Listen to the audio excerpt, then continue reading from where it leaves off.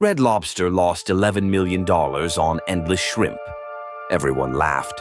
The court filing shows where the real money went, and it wasn't the kitchen. This is the Graveyard Files. Tonight's case, a seafood chain that fed America for 56 years, then filed for bankruptcy owing nearly $300 million. The internet blamed a shrimp promotion. The filings tell a different story about a landlord, a lease, and a sale that happened 10 years before the funeral. By the end of this file, you'll see the payout ledger, who cashed out, in what order, and why the shrimp was never the point. One name appears twice. 1968, Lakeland, Florida. Bill Darden opens a seafood restaurant for families who'd never been near a harbor.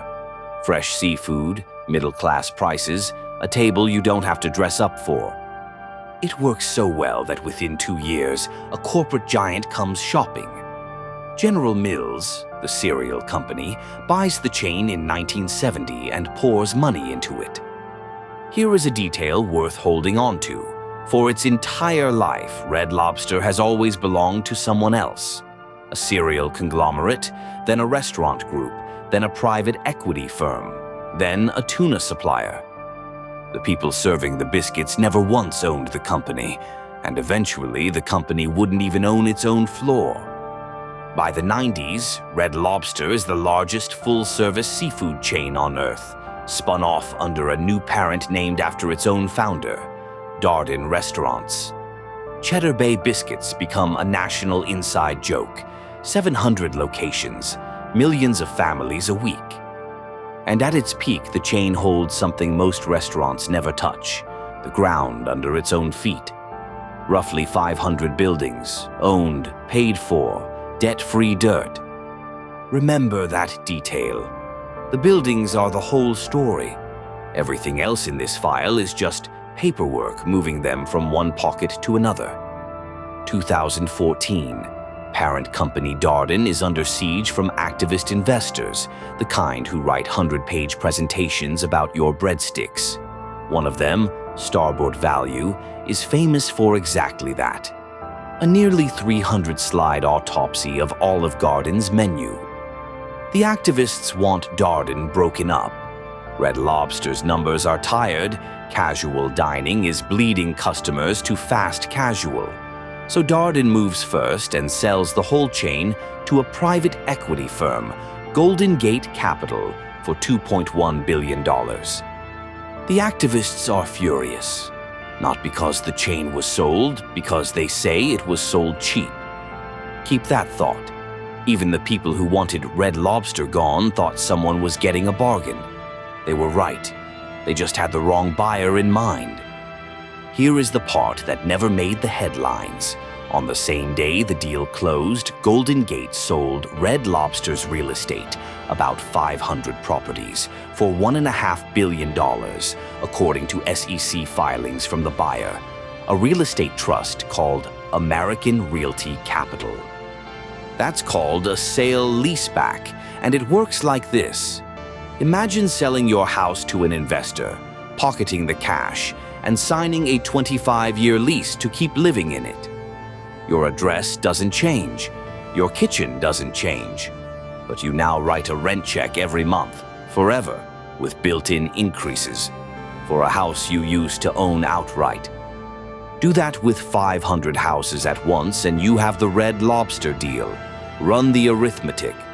Golden Gate paid $2.1 billion. The land sale returned $1.5 billion on day one. The firm's remaining exposure, a few $100 million for control of a chain doing over $2 billion in annual sales. Red Lobster kept the tables, the tanks, the biscuits, and a brand new bill.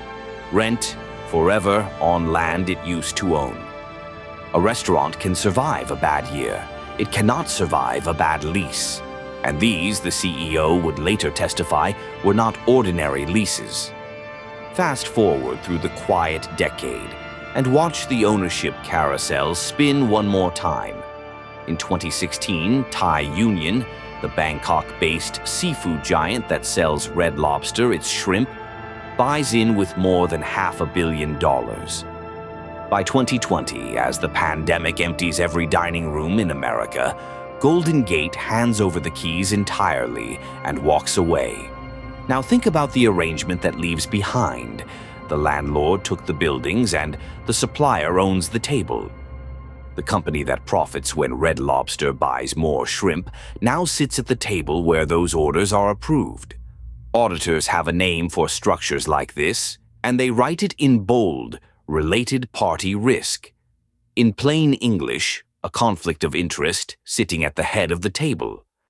By 2023, the rent bill reaches roughly $200 million a year, about 10% of everything Red Lobster earns, according to court filings. The CEO would later tell the bankruptcy court that a material portion of the leases were priced above market. Costs rise, traffic falls.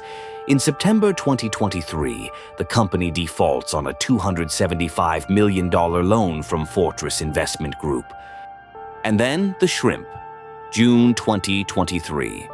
The $20 Ultimate Endless Shrimp promotion goes from occasional event to permanent menu item. America treats it as a personal challenge. The chain loses $11 million. The internet writes the obituary, Death by Shrimp. It's a great story. According to a lawsuit filed by creditors just last month, June 2026, it may also have been something else. A quote, car crash, unquote, one they allege was engineered to move money toward the supplier pushing the promotion. That supplier, the suit claims, was Thai Union itself. Allegation not verdict. The jury hasn't spoken. But the math doesn't need the lawsuit. 11 million in shrimp losses, 200 million in rent. The shrimp was a rounding error wearing a costume. May 2024, Chapter 11. Creditors owed roughly $295 million. Thai Union had already announced its exit, writing the stake down and walking away. So, who actually made money on a 56-year-old restaurant's decline? Open the ledger. Entry 1. Golden Gate Capital. Paid $2.1 billion, recouped $1.5 billion on day one by selling the land, per the buyer's SEC filing, then exited the rest years later. The risk lived in the restaurant, the cash lived elsewhere. Entry 2. The Landlords. American Realty Capital and its successors collected rent that reached $200 million a year. Court filings on buildings Red Lobster once owned outright. Entry 3. The Supplier. Thai Union sold the shrimp, held the board seats, and, per last month's creditor lawsuit, allegedly steered the menu that drained the chain. That claim is now before a court. Entry 4. Fortress Investment Group. Lender in 2023, owner by 2024. The loan converted into the company itself.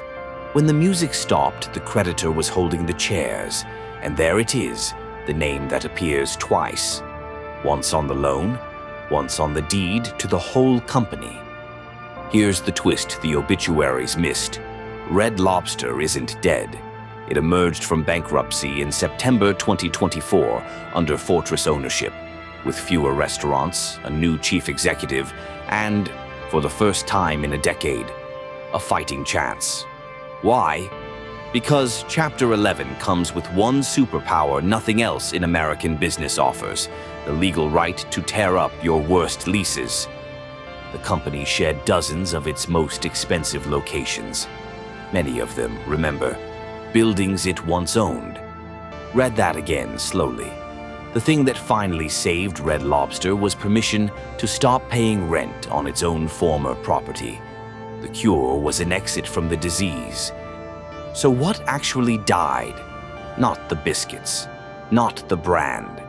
What died was the version of the company that owned its ground. That died in 2014 in a transaction most customers never heard about, 10 years before anyone said the word bankruptcy. The shrimp got the headlines. The lease got the money. And the lawsuit over who engineered the endless shrimp. Jury trial demanded June 2026. this file stays open. The pattern to remember from this case: when a company dies slowly, don't watch the menu, watch the deed. Red Lobster is not an unusual story. It is the standard play of an entire financial era. Buy the company, sell its property, collect your money back on day one, and let the business spend the next decade paying rent on its own past. It has a nickname on Wall Street: asset light. The graveyard has another word for it, and the next file in this archive ran the exact same play, with toys instead of shrimp, and $6.6 billion of borrowed money instead of a lease.